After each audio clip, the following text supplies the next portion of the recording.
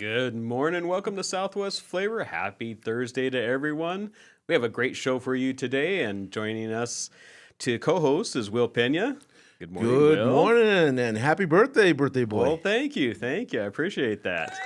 Oh, hey. There you go. Who do we have on today, Will? Why don't you tell us, Ron?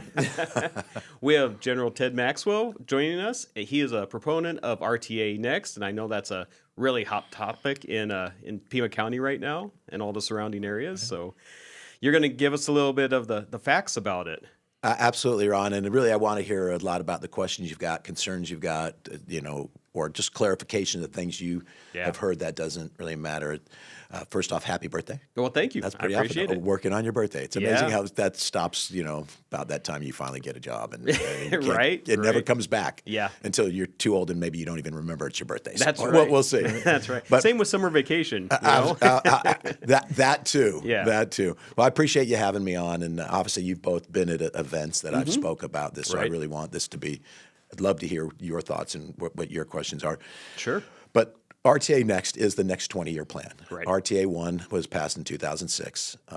At the time, it was an estimated revenues of 2.1 using what you call the baseline projection, and it came in about 1.6. So there's on RTA NEXT, you'll find seven road projects that are carryovers from the first. Some of them have some structural changes, downsizing, because the population, bluntly, has not grown how it was estimated to back in 2006. That led to some of the revenue problems. Right. And people go, why? You promised us you were going to do all these projects, and there's 7 that aren't done. Well, a big piece of it is when you bid a project for $2.1 billion and you collect $1.6 billion, you can't build roads if you don't have the funds. Yeah, and so that shortfall. That's the big thing that led into why those are there. But there is a justification in changing some of these roads, because if the RTA is full of a lot of protections that people don't understand.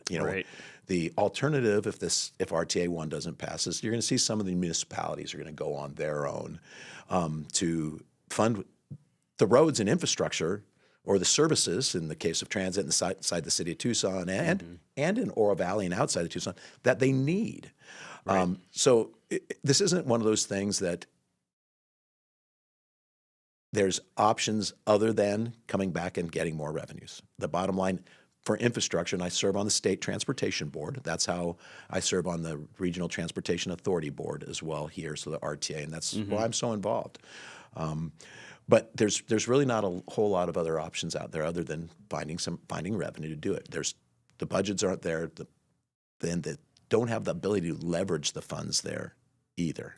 But Prop 418 is the approval for the voters for the plan, and the statute requires there be 2 questions, one about the plan and one about the tax.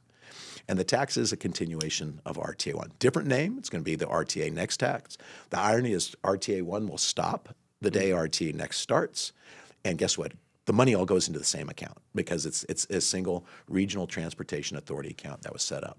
Right. So there is no tax increase. Some people have said, well, it's a tax. It is a tax. We've been paying a 1/2-cent sales tax in Pima County for the last 20 years, 20 years now. 20 years effective July 1st. And you'll pay a 1/2-cent sales tax after this. Right. So it really is a continuation. Right. But as with everything, it's new because it's not the original one.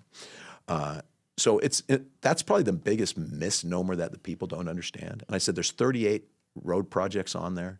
The majority of the funding does go towards road, either reconstruction, which is a new category we didn't future have. We'll talk about that. That's all the discussions on potholes, and fixing the roads. RTA 1 did not have any funding in it for fixing roads. Right. It was for really building and expanding roads and providing increased transit services and safety improvements, intersection improvements, hawk crossings inside the city of Tucson. But that road reconstruction, the rehabilitation, is a new category that will allow us to fix roads. And the key word being fix roads. Okay. When you fill a pothole and tamp it down, you do everything with it, it's going to be back in 3 or 4 months. Yeah. Road rehabilitation is literally curb to curb. So there's no design, there's no added amenities there. It's just repaving the road. Okay. And that it has to be built to a 10-year standard. So when we say fix the potholes, we're talking about fixing them for hopefully a 10-year period. That's Okay. that's what it has to be built to. It will be a new road. So it's taking it down to the dirt. Taking it down to the dirt. Okay. Takes it down to the dirt. It's there's right now 177 million that's in this plan over 20 years. 133 million goes to the city of Tucson. The rest goes to everywhere else. And why is that significant portion of it? Because there's not a lot of roads that need widening or adding inside the city of Tucson any longer. Right. But we know, those of us who drive on the city of Tucson roads all the time, particularly the arterials, and you're going to hear the word arterial. So what is an arterial?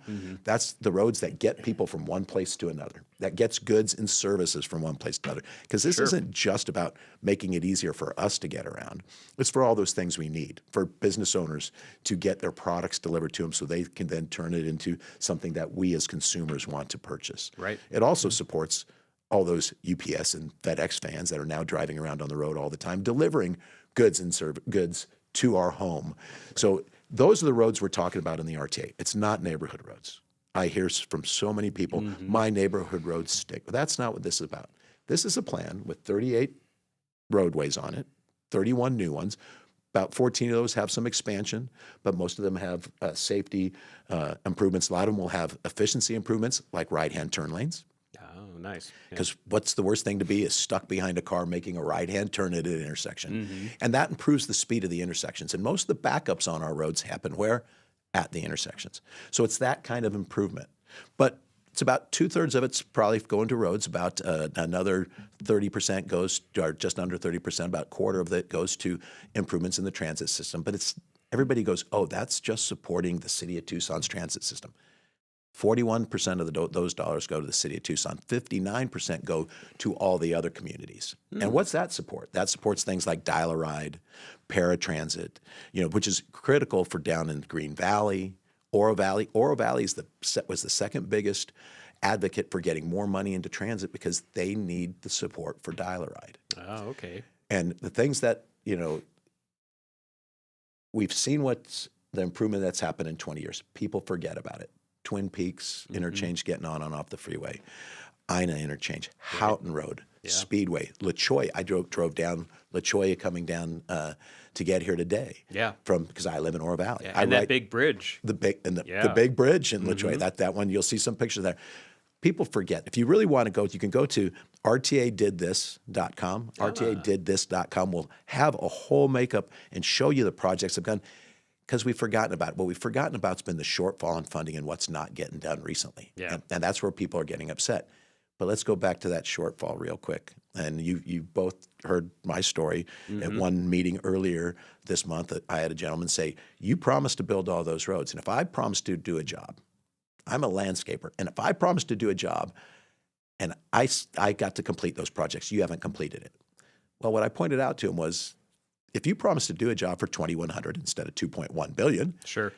and 2/3 of the way through, They ran out of money. they ran out of money and said, "Hey, we've only got $1,600, but thanks for finishing the job." He said, "I'm not going to finish the job." And I said, "Exactly. That's the situation we're in here. There's not enough funds to finish all those projects. So we're putting them forward, changing the ones that it makes more economical and more responsible." Downsizing, a couple of lanes that were supposed to be six lanes are going to go to 4, but those have to go back to the voters because this plan is voter protected. And I think one of the things you both heard me speak loudly about is if you are worried about the government using the money correctly. Yes, and that's a big concern. Yeah. That's what we see mostly on social media. And if you're worried Yeah. about the government using it correctly, I already mentioned Marana, Sarita, the city of Tucson will all go for their own half cent if this fails at some point. Might not be immediately, but they need money for the roads. Well, then they play banker, planner, and design and builder. Yeah. The RTA is the only one that those things are separated. The plan becomes voter protected. So those 38 projects specifically are voter protected. The funding divisions is voter protected. That's how the board is supposed to do it. And we actually get audited by the state auditor general. So the state auditor general has come in and audited, I believe it's 5 times RTA 1 in the lifespan of the thing, and found no signs of fraud or waste. Now, what they found is they found some things that they go, well, you got to be careful about doing that. which is what an audit does. It Sure. comes back in and it makes recommendations for how you can improve it. And a lot of those improvements have been built into the new to the RTA NEXT administrative code, which is how we do that. So that's, if you want oversight, voter protected plan, RTA is the bank. We don't give the money directly to the municipalities. We give it to them through either intergovernmental agreements, which funds things like dial-a-ride, paratransit, the expansion of transit services. And when it comes to the roads, when it's time, we give them the money to design. They do the design. It comes back, goes through the oversight process at RTA, and that includes a citizen's oversight as well as a technical oversight. If it all looks like it's in compliance with the voter-approved plan, then we'll start giving them money for land acquisition or for the projects. But it stays in the city, in RTA. It goes to the municipalities when the building's actually getting done. Okay. So I've been doing a ton of talking. I know both of you have seen some of the things, and I know you've got some questions. I'd love to hear, what your concerns are at this point. Concerns or support. I always love hearing support. Sure. but whatever, Ron, I just appreciate the chance to be here. Well, I remember when you were speaking earlier this month to us, you were telling us about the calculations and how it was calculated last time, and there was a shortfall. How are you calculating it different this time? Well, that was a great point, and that comes up at almost every meeting. How are you going to prevent there being a shortfall last time? And I'll give Mayor Honey, Mayor Murphy, Mayor Winfield a ton of credit on this because they threw down when we were trying to build this plan. Because it's easier. The more money you have, guess what? You can put more things in it. Sure, yeah. But they insisted on using the pessimistic revenue projections. Okay. Anytime you get a projection from an economist on a plan, whether it's a 5-year revenue projection or, in this case, a 20-year, and obviously the longer it is, the harder it is to be accurate, they'll give you a pessimistic view, a baseline view, and an optimistic view. Okay? The first RTA used the baseline view, and that is a 50% of the time, they'll tell you the funds are going to come in below. 50% of the time, they're going to come in above. It's a flip of the coin. Sure. Well, 2008, the advent of online orders, which did not face a sales tax in states and communities for a long time until Wayfarer Act was passed by Congress, and then COVID. And the population that did not grow to be 1.3 million spenders, it's still sitting at 1.1 million, all impacted it, and it's woefully short. Fact of the matter is, RTA probably should have gone back to the voters earlier or started at least having the conversation with the voters earlier that, hey, we're going to be short. I think it all got highlighted in the last 5 years, and that's why a lot of people are sour on it. So the board unanimously voted to go with the pessimistic. Okay. The pessimistic, only 20% of the times in probability from the economist will it not reach the revenues.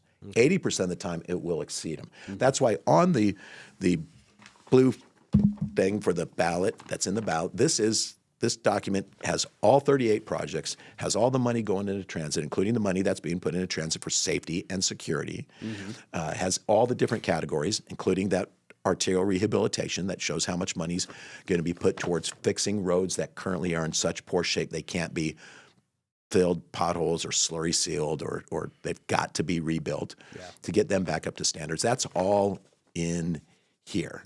There's another column in here, or there's at the bottom of every element, there's one that says potential funding. And that shows you how much more potential funding would come if we meet that baseline.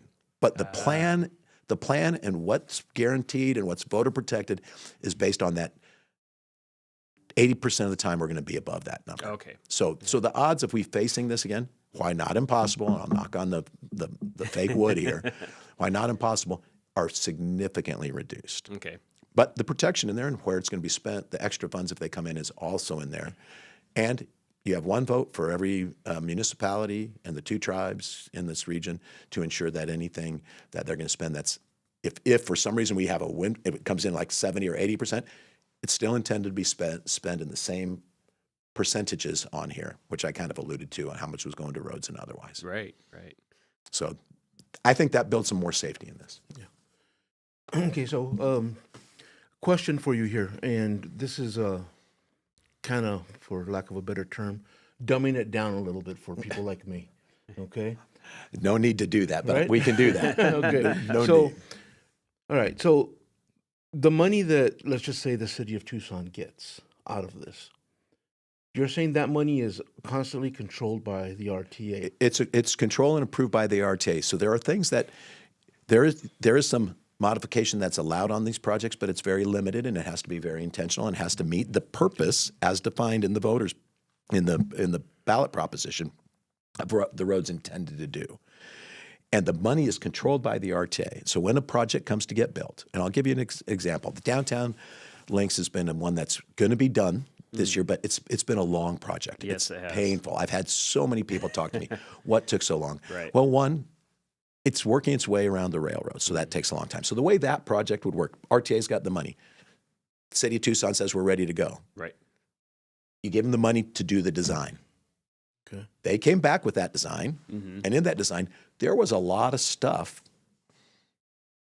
some parkways, some walkways, some resting benches, that was outside the scope of what the project's supposed to be. Okay. And some of it can be built in. There's some things you can do, and it's happened in Tangerine and Moran, and it's happened in other places. But it's limited on the percentage. It was in excess of that. Can't do that. Right. So no money went forwarded yet. So they went back and they redesigned it. They tried to see if they could find more money. And there's been projects that there's been some regional or some local money that's used to fix those. And the bottom line, because we're in such a shortfall right now, it was pretty restricted. But they came back and redesigned it. That fits. That works.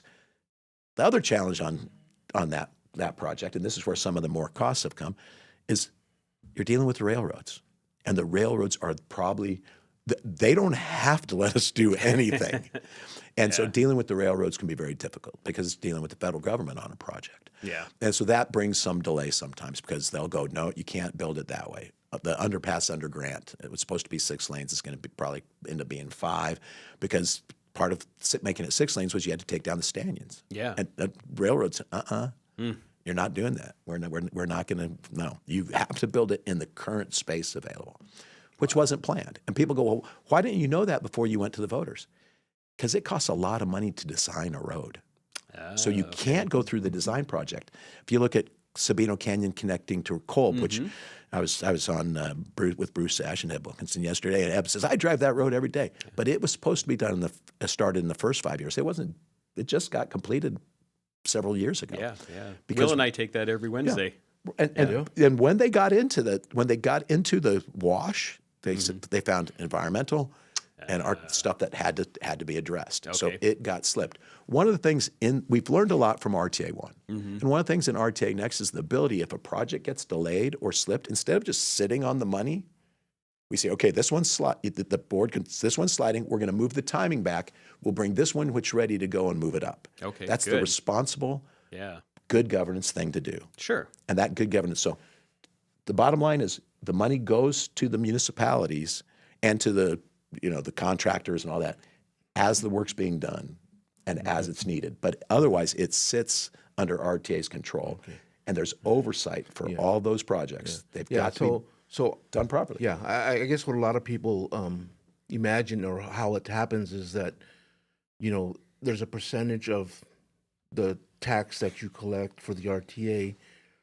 that automatically goes to the city, kind of just a big fund that goes to them, and they kind of do whatever they want with it. None of the municipalities get any, as we call them, slush funds handed to them. They don't get just the money handed to them. Right. Now, when you get off the road projects are really easy to work. So people say, well, how does that work with the transit dollars?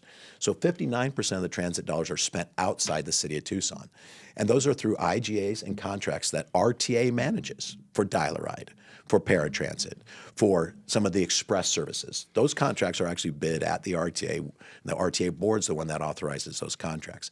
The money inside the city of Tucson, and it's spent on what we call the SunTrans system, that money goes to them when the justification is there for how they're going to expand the rides. Now, they do. Once the money gets into the SunTrans system, SunTran then is the one that executes the money. It's like the contractor that builds the roads. Okay. So SunTran does get the money, but it doesn't just go to them and say, do what you want. The purposes as defined in here are for expansion, for either route expansion or frequency expansion, so that you can run buses more frequency on higher propensity routes. Right. And in this one, we've included $51 million, so that's $2.5 million a year for bus safety and security. Oh.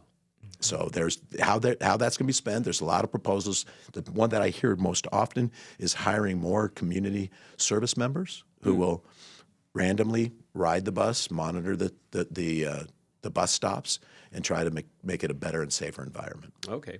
I think that's one of the biggest concerns is the free buses throughout Tucson and the surrounding communities. And you've heard my answer to that. Here's the bottom line on the free buses. The free bus decision is made at the Tucson City Council. They have 5 votes. Right. They have 5 solid votes. If this passes, there's going to be free buses. If this fails, there's going to be free buses. Yeah. You hear a little grumbling. Well, maybe it won't be. It's the mayor and the council have been pretty clear that even in this budget constraints, they're going to stick with their core values. And part of that, it has always been the fact that they want transit to be as free as possible. And what people forget is even before the free bus fares were there, 43% of the riders on the transit were either under reduced fares or free. Right. So there's ways to do it. I think Sure. the concern that, and this may happen with some of the security money, I don't know for sure. I mean, probably not. So it's a long shot. I don't want anybody to think, oh, but Ted said we were going to get it. But one of the things that my organization that I represent my daytime job have asked for is we just want accountability. Exactly. We just want to know who's on the bus. Yeah. Yeah. So If you have a pass, there's got to be a way to. If you want to make it free, and the city of Tucson's made that clear they do, then provide passes to everybody. And they say, well, people can't come in and get passes. Well, then go to them and get them passes.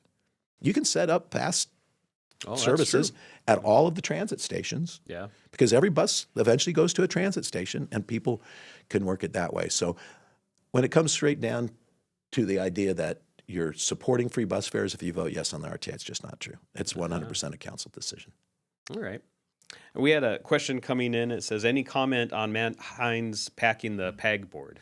So that's one of the, since the beginning of RTA PAG, and the PAG board is the RTA board. I sit on the PAG board. I'm only allowed to vote on things of nature to transportation as the state representative for Pima County. So Right. it's how I represent the state and the state dollars that come down.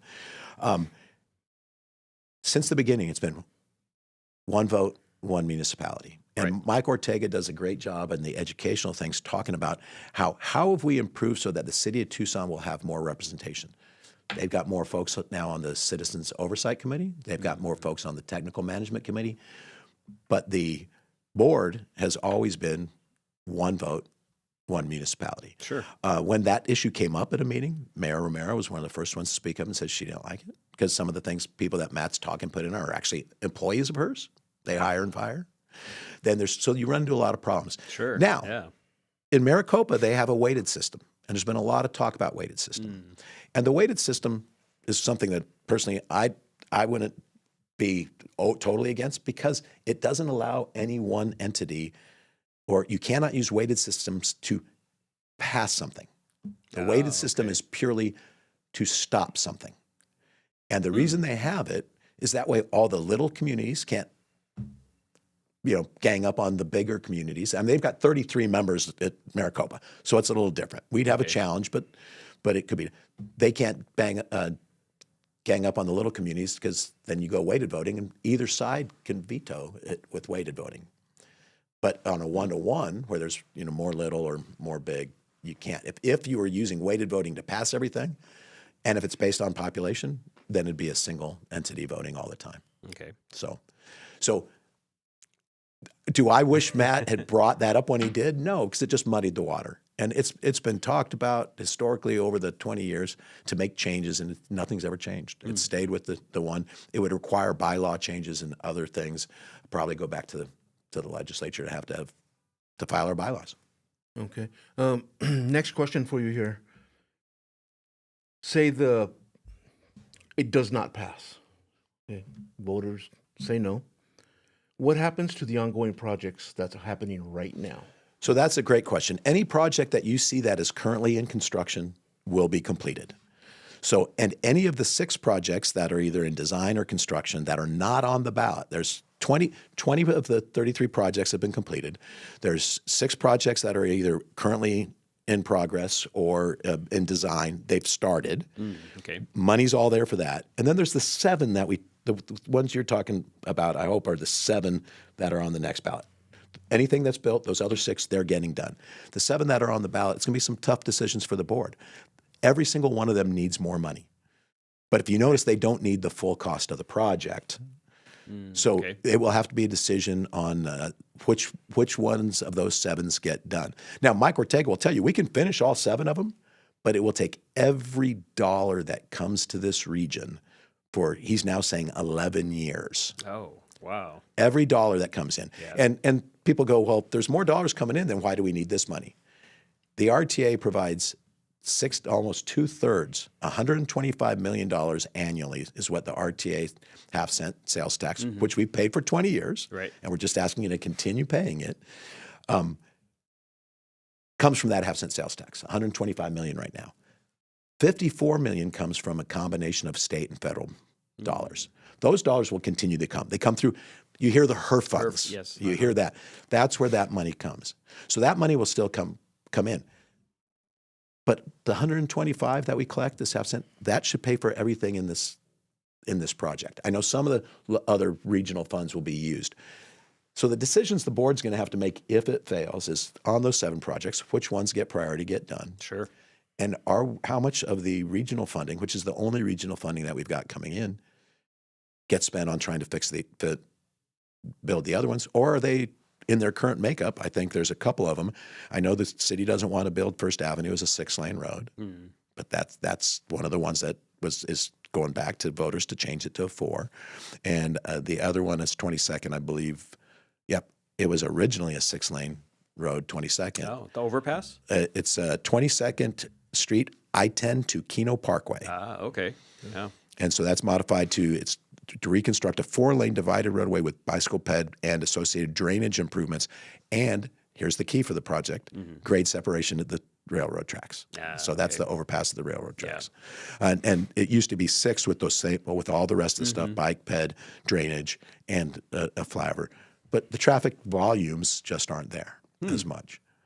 You know, so it seems like they are. If you drive it in the afternoon going west on 22nd. Don't get me wrong. There are a lot of them, and a lot of it's right now. I avoid Grant. Yes. Any chance possible. Yes. So there's a lot of things that are being pushed to 22nd. Yeah. But what I want to let folks understand about, because there's a lot of criticisms on that, how much potholes have been emphasized in the thing. It's making a point. When the polling data, that RTA did for this, said there's 4 things people want. They want better roads. They want safer roads. They want safe security for the first responders. And they want construction projects to get done faster. Can't necessarily fix that one. That's the construction, a lot goes into how fast a construction project can get played out, but it's going to take time, and it's going to be inconvenient. And for business owners on Grant, they're mad because that's gone on for way too long. Yeah. The option is it'd get done a lot faster if we just close the street down completely, but you don't want to do that because that hinders the business owners. Kill the business. Kills the business. Yeah. They won't be around. But so the first 3 things, all these projects can do. And a big piece of it's this RTO rehabilitation, which is new. The city gets $133 million of that 177, because we talked about the city doesn't have a lot of new roads they need built or better. Right. They need their roads to be made better. Yes. That better and safer. The reason that is advantageous to all repairs throughout any collectors or RTO roads is the city's identified already 20 roads: Pantano, Irvington. I mean, they are the ones that most people would say are the worst of the worst. They need to be fixed. And they can get that done with the $133 million. They can get them all done. Now, it's going to take time because we don't do things until we collect the money. Yeah. So it's part of the reason. But once you lay down a new road, that's about a 10-year fix. Well, guess what? That frees up any maintenance dollars that are being used just to keep those drivable. Yeah, that's true. And guess what? Now that money could be used on other roads that may need to be kept drivable. Some maintenance, yeah. But the biggest thing, well, it's a great question on what's going to happen with the rest of the roads. Here's the challenge. If the votes no, that sales tax stops on July 1st. And the question is, do the roads continue to improve themselves? Or they continue to deteriorate? Does traffic continue to increase where some of these roads would fix that? Yeah. It's infrastructure investment, improvement, and for those who don't like cars, sorry, but expansion, because car is still easily the number one mobility around, not to mention the trucks that do all the goods and services in our region. That has to be continual. So the idea of taking a pause and then trying to figure it out, or to go to the municipalities having to do it on their own, it's not going to get any better. It's going to get worse. And the last final thing for me is this leverages a lot of money. In that, again, that blue sheet with the projects, the second column says committed dollars. Those are state and federal dollars that are committed, or state dollars predominantly, that are committed to getting those projects done. And you look at the very bottom and it adds up all the committed dollars. That's almost $1.2 billion. Oh, wow. On top of the 2.67 we're investing ourselves. It's the only chance you have as a citizen throughout Pima County to tell all the municipalities, all of them, how you want their money spent, and how you want the money spent that's coming from that we potentially could get from other sources. The beauty of this, because it's voter approved, we get priority on those dollars from the state. Fantastic. Well, thank you so much for coming in today. Well, I appreciate it. I know we probably flew past the amount of time you thought you were going to have me. Will, I appreciate it. Yeah. Happy birthday again, Ron. Thank you. And it's always remember, great to see you. It takes two. It takes two yeses. Yeah. I've been telling people, if you're a yes, vote yes, yes. If you're no, vote no, no. Because if you vote no, yes, it's then a no. It doesn't. Yeah. Neither one of them passes by statute. Right. So thanks again. Great. I appreciate it. Thank you. All right, we're going to take a quick commercial break. We will be back in just a couple minutes. In Marana, community isn't just where we live, it's who we are. And at the heart of it all is the Marana Chamber of Commerce. We are building a thriving community through connected business leadership. We start the month bright and early with Marana Mornings, sparking real conversations and connections. We celebrate growing networks at our 4th Tuesday mixers, hosted in exciting spaces. We unite visionaries and leaders at Impact Marana, driving meaningful progress together. We look ahead with Marana Insights, hearing directly from regional voices about what's next for our town. And we serve, through the passion of our board of directors and ambassadors, creating a culture of belonging through service and leadership. Because of our members, we're not just doing more. We're becoming more. Together, we're shaping the future of Marana. We are the Marana Chamber of Commerce. Estrella Insurance on Irvington Road will help you with all your insurance needs. If you feel like you have a hard case due to a moving violation, a DUI, a suspended license or a car accident, contact us and come to Estrella Insurance on Irvington Road and get a quote today. Open late hours y hablamos español. Estrella Insurance, an agency you can trust. My heat and air were in a state of disrepair. February weather in the Oak Pueblo is beautiful. It's the time of year to go outside and enjoy the great outdoors. Springtime will be coming soon, and so will the Arizona heat. Now is the time to plan for the long, hot summer that we all know is coming. Now, for a limited time, we are offering 5-year, no-interest financing on Ream Air Conditioning and Heating Systems, OAC. Call now, 520-492-0748, or book your appointment online at PictureRocksCooling.com. Picture Rocks Cooling, Heating and Plumbing. Piper Family Painting. We believe great paint does more than just change a color. It protects a home and the people inside of it. From careful prep to the final coat, our team shows up with pride, precision, and respect for your property. We don't rush, we don't cut corners. We paint it like it's our own home, because in this Tucson community, it is. Piper Family Painting, bringing new colors to the Old West.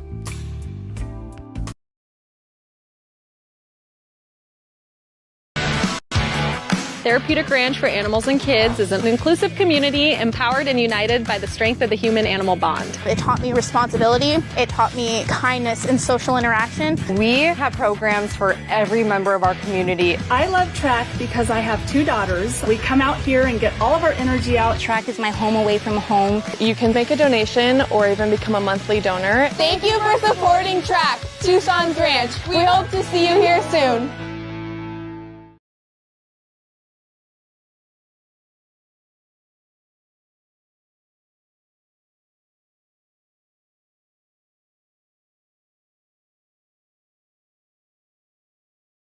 Life is all about change and growth. You grow from renting to buying, your kids grow from toddling to driving, and then you grow from working to retiring. Is your insurance agent growing through life with you? I'm your local Allstate agent, Brittany Gutman. My team and I can help you navigate all those changes through home, auto, and life insurance. You're in good hands with the Brittany Gutman Allstate Insurance family. Call me at 520-797-7811 or email bgutman@allstate.com. Hey Tucson, why do we accept pain as normal just because we're over 40? Nearly 8 out of 10 Americans suffer with back pain. At Wellness Chiropractic, we help people after car accidents with chronic neck and back pain, numbness tingling down the arms. If you're like me, you like to spend time outside with the family, hiking, biking, everything. Don't let that pain stop you. Wellness Chiropractic, we help that body move better so you can be the better version of yourself. All right, we are back. You're watching Southwest Flavor with Will and Ron, and we're gonna have a little lighter of a half an hour now and have some fun with the King of BBQ, Val Romero. Mercy, how you doing today? Happy birthday, Ron, by the way. Happy birthday. Appreciate it. I just spent Saturday with you, and we had one of the Smoking 101 classes, big class. Yeah, 16, I believe we had at that class. It was a big old class. It was a lot of fun. Yeah, it was. And they always are fun. Yes, but when there's lots more people, though, it makes the time go by really, really quick. Yeah.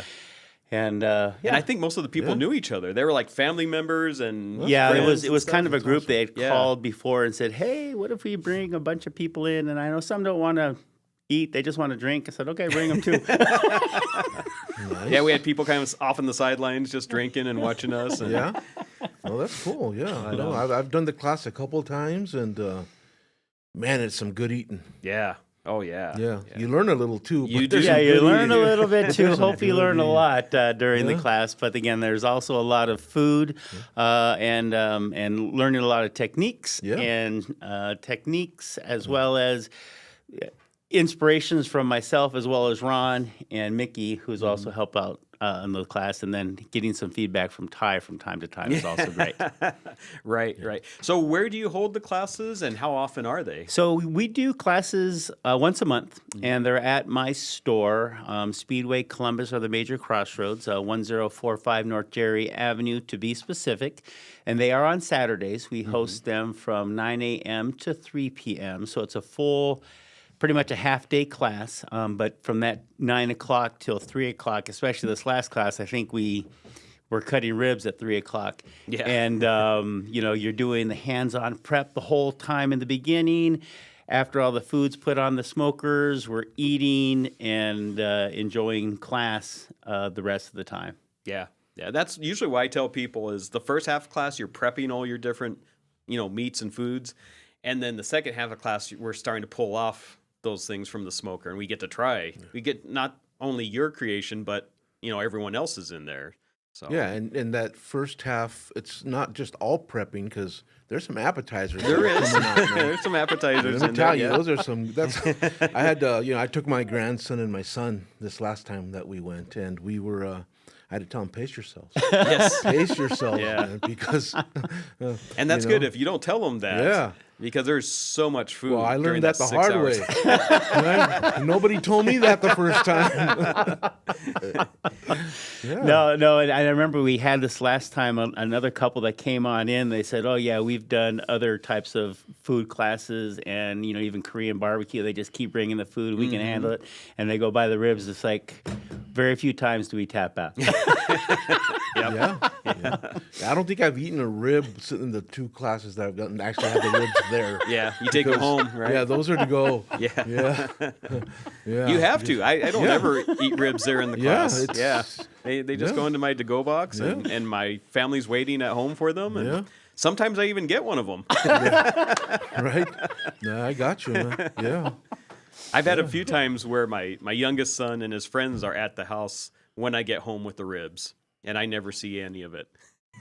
Yeah, it no, just that's- disappears instantly. That's the highlight for most people. And like you said, it's because you've been eating so much throughout the day. You just want to have a bite of that rib, but then you're going to save them for dinner for that night. Well, it sneaks up on you, though, because it's not like you get a big plate of food and you're going to be eating it. It's just very little at a time that you're getting, but a little bit of the cinnamon roll, a little bit of smoked cheese, little potatoes, a little pulled pork, little tri-tip, a little more tri-tip, a little more tri-tip.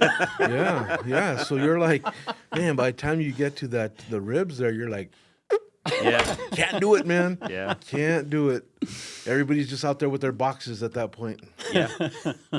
Yeah. One of the really cool things about the class is everyone has different tastes. You know? Yeah. So you have some people that like things, especially like pork, you know, they like it a little bit more sweet. You know, some people like it more savory, a little bit more salty, spicier. Yeah, we had some good spicy ones this yeah. time around with some pork tenderloins. So you get to try out, you know, different people's tastes, and sometimes you like someone else's better than you like your own. Oh yeah. Yeah. That happens a lot. You know, you try a different seasoning, and you're like, I think this is going to work good, and then you try someone else's, and you're like, oh wow, what'd you put on it? I'm going to write that down. You know, I'm going to try that next time. Yeah, and I know I've been guilty of it too. Finding out from some of the people that have taken the class, and their combination is fantastic. And then I've used it for my personal, for friends or for family, or even just for myself in a meal later on. And it's a nice thing about it is you can experiment, and then when you have, like you said, other people's experiments or their different tastes based on their flavor profiles, and you experience those a little bit different than what you would expect on your own, it kind of opens up your mind to a few more things. It's like, oh yeah, if I would have done this, I could do this. Or like I said, I've categorized a couple of those in my playbook to say, hey, if I'm looking for a salty, savory, special pork tenderloin or something with a tri-tip, I got this as a go-to because we have all those spices and seasonings that they use that for their combination. Right. And you you have some of your own seasonings. Yeah, most all the ones we have are our own seasonings. We do have a few other ones. John Henry's out of Houston, Texas. We also have a few of his. And Takai Hawaiian Spice out of Oahu in Hawaii. Right. Tell us about your seasonings. So we have actually our seasoning line is going on 11 years. Oh, wow. I know. Wow. So all ours is very small batch seasoning, and it was all designed. My first one was designed more for steak, beef type of seasonings. I couldn't come up with a seasoning that had enough salt content in it that I was hoping for or looking for. And that was the Rub Me Tender, which all started it off with the King of BBQs. And you're going to notice a theme with these spices and sauces. Then the next one came out was Hunk of Burn and Rub, which again is phenomenal. It was designed for chicken. It's also fantastic for beef. Fantastic on ribs. I had someone who had never done a rib competition before bought my seasoning at a show in, I think it was Nashville. Did it at a competition, called me the week later, said she got second place in the rib competition, this really big rib competition, wherever she was competing at. And then, you know, they've kind of just snowballed after that. Suspicious Spice, the King's Creole, Rub Me Sweet, Steakhouse Rock, the Devil into Spice for a little bit of heat with some habanero, jalapeno, and Carolina Reaper. So I in it. see a theme going. There's a little bit of a theme. And then when you go into the sauces, we have our hot sauce hotel and our all sauced up barbecue sauce. So yes, there's a little bit of a theme with the King of Barbecues line of spices and sauces. Let's take a quick sponsor break, and then we'll be back in just a couple minutes, and we'll be talking with Val Romero, the King of Barbecues. In Marana, community isn't just where we live, it's who we are. And at the heart of it all is the Marana Chamber of Commerce. We are building a thriving community through connected business leadership. We start the month bright and early with Marana Mornings, sparking real conversations and connections. We celebrate growing networks at our 4th Tuesday mixers, hosted in exciting spaces. We unite visionaries and leaders at Impact Marana, driving meaningful progress together. We look ahead with Marana Insights, hearing directly from regional voices about what's next for our town. And we serve through the passion of our board of directors and ambassadors, creating a culture of belonging through service and leadership. Because of our members, we're not just doing more. We're becoming more. Together, we're shaping the future of Marana. We are the Marana Chamber of Commerce. Estrella Insurance on Irvington Road will help you with all your insurance needs. If you feel like you have a hard case due to a moving violation, a DUI, a suspended license or a car accident, contact us and come to Estrella Insurance on Irvington Road and get a quote today. Open late hours y hablamos español. Estrella Insurance, an agency you can trust.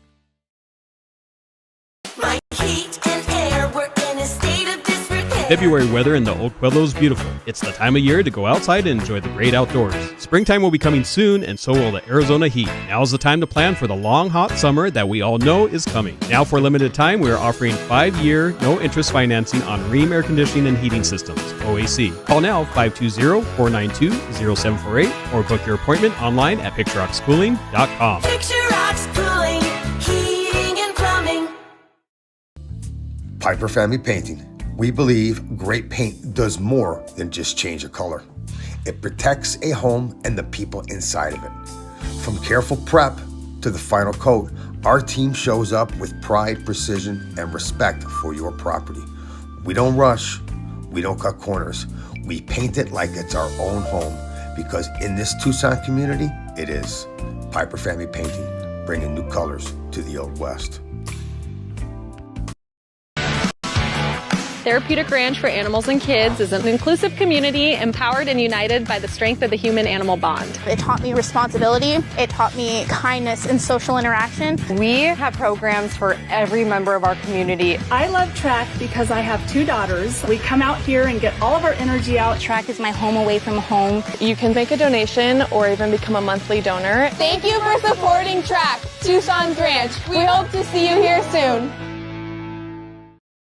Life is all about change and growth. You grow from renting to buying, your kids grow from toddling to driving, and then you grow from working to retiring. Is your insurance agent growing through life with you? I'm your local Allstate agent, Brittany Gutman.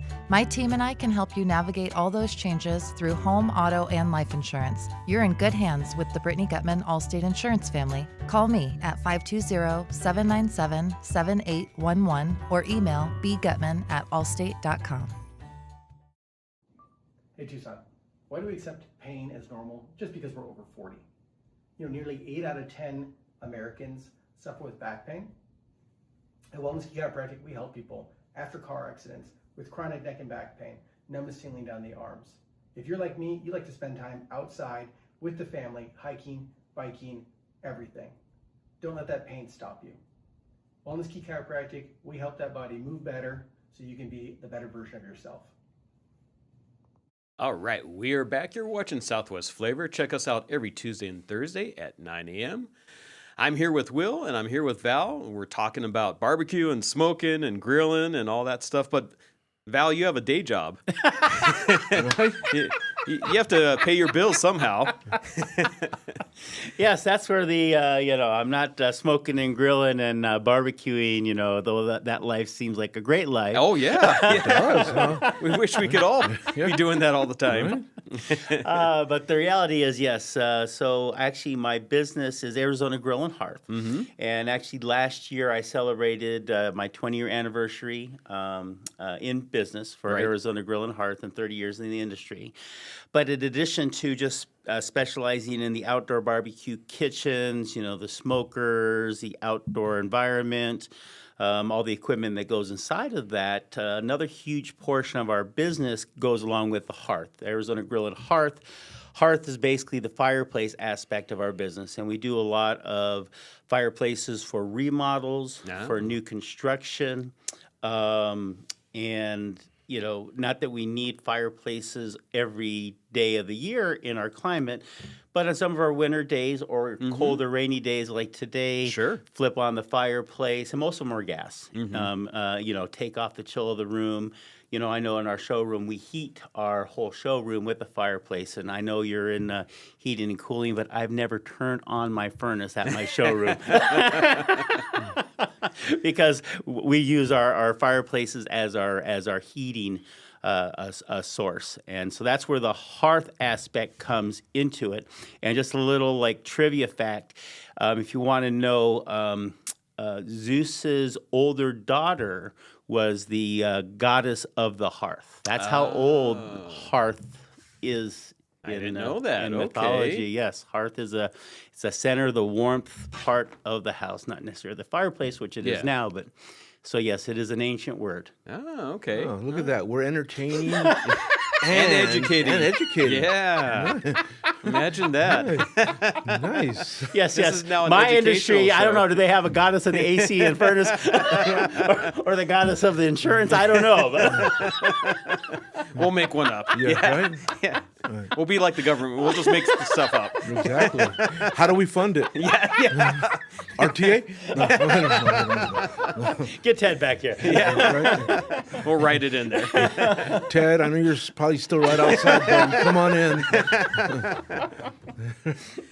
So on the fireplaces, you mentioned the gas, but you also have electric fireplaces that are really cool to look at, but that are also practical that you can heat your space with. Yeah, and the electric ones are more of a decorative. You do have a small heater on those units, so it's not designed as a heating source, but as a visual, where it's warming your heart, not necessarily your house. Right. And then you can use an electric any time of the season without that heater being on. So if you wanted the ambiance of a fire in the summertime, in the spring, in the fall, when the weather's not needing heat, you can have that nice soothing look to it. And we've been seeing a huge trend of people going to the electric fireplaces again in our climate. It's not required to have these high efficiency wood fireplaces or necessarily want the gas and just want the ambiance of it. Right. Or even in smaller areas where they don't have a big house or they don't have gas running to the home. Yeah. They're elderly or just don't want to deal with wood. Electric's an awesome option, and they do even have options where you have an old wood-burning fireplace. You can put this electric fireplace inside of that existing fireplace as an electric insert. If you have an outlet close by, you plug it in. Most people are having outlets run into the fireplace because they're no longer going to be using it for wood. Yeah. So we change it, so that it's only using this electric. And you can, like I said, you can use it in any type of space. You know, that sounds a lot nicer than my DVD that I got to put under my TV with the fire going. With the fire on it. That sounds a lot nicer. Well, I agree. A lot of the things that I see around town also in people's backyards are the fire pits that are, you have gas run to it, and then you either have the glass, right? Or the lava rock in there. Right, and we have to be cautious on that. It's considered fire glass, so you can't just go to like your art store and throw some non-tempered glass in there, because what will happen? It'll probably pop, right? It will, and I Yeah. had that happen with a client. Said, "Oh, you want to take a look at this?" And they showed me, and they told me the glass that they got in there, and I put some in there, and I said, "Now let's walk away from this fire." And he, it ended up exploding. The glass bead exploded because it wasn't tempered. So if you are going to put gas in a fireplace, it needs to be tempered glass or fire glass designed for your outdoor fire pit. But that's something that you do, and Yes. I could come to you and first off, explain my what I wanted in my backyard, and then you'd probably do a site walk, but then you could design what the outdoor kitchen or outdoor entertainment Correct. space would look like and get that conceptual image on there. And then upon approval, then you can start the project. Correct. So yeah, we would work with you finding out what equipment that you want for your outdoor kitchen area. We can design an outdoor living space that's going to work with you. We do the outdoor construction of the structure, but if you're looking for like shade structures, things of that nature, we partner with some other people that do that, also some subs like gas and electric. But yeah, we'll come out, help design it for you, work with other trades. If you want like a granite top or a deckton top or just a simple tile top, we can customize everything to your wants, match the stucco finish on the house, do a stone veneer, whatever it takes to make it look like it's part of an extension of your house, of your kitchen in the outdoor area. So that's one of the biggest things that we specialize is helping you the whole process, not just selling you the product, We can do that if that's what you want. If you're Sure. working with another contractor or landscaper, we can provide you the product, but we do that whole process as well. All right, nice. And the fire pit. And do you guys do like financing for all this? We do not offer financing. I know there are some financing companies that we can direct you to if that's what you're looking for. I know a lot of our clients have their own financing or have the funds. Usually it's part of a budget that they've already got where they're a budget remodeling or redoing the backyard. Yeah, usually their backyard, and they got a loan where they're doing the pool, the outdoor kitchen, their whole outdoor area. So they kind of have something that it's built inside. Right. A lot of people are coming in, get the budget for what they're looking for when they apply for their financing, gotcha. and they bundle it all together that way also. Unapproved credit. Unapproved. Right. Yeah. I told you it was going to be hard to get this guy to laugh. Right? He's so serious. Right? Yeah. That's my other day job. Yeah, no, that's awesome, man. So we have a class coming up. Yes, March 14th. Yes, March 14th. And what we're going to do again for all the listeners here today, our promo is going to be SW Flavor. Okay. And that'll save you $20 off on the next class coming up here on March 14th. Very nice. So I know we currently have multiple slots still available. Okay. So if you are interested, you can go to the KingofBBQs.com. And there's a sheet that says Smoking 101. You can go there, and then you enter how many people you want, and then afterwards you put in that promo code SW Flavor, and it'll take that $20 off for however many people that you have signed on up. Fantastic. Awesome. Well, Yeah. put me down for 3 again. Yeah. All right. So we will definitely be there, and I assume the chicken tickler will be there too, right? Yeah. That'll be Mickey, yeah. Mickey will be there. Mickey, the chicken Meatball. tickler. Yeah. Remember I wanted to name you Meatball? Remember? But you got mad. Stop calling me Meatball. Stop calling me Meatball. His official name is the Chicken Tickler. I don't know, man. I think Meatball was pretty cool for And him if you too. want to know why, you have to attend the class. You have to attend the class. We will share the story. Right? All right, well, Val, thank you so much for Awesome. coming in Again, today. happy birthday again. Well, thank you. Thank you. I love sharing it with you guys. Should we sing? No. No. Good, thank you. Thank you very much. All right. This is another episode of Southwest Flavor. Check us out every Tuesday and Thursday at 9 a.m. We'd like to thank all of our sponsors.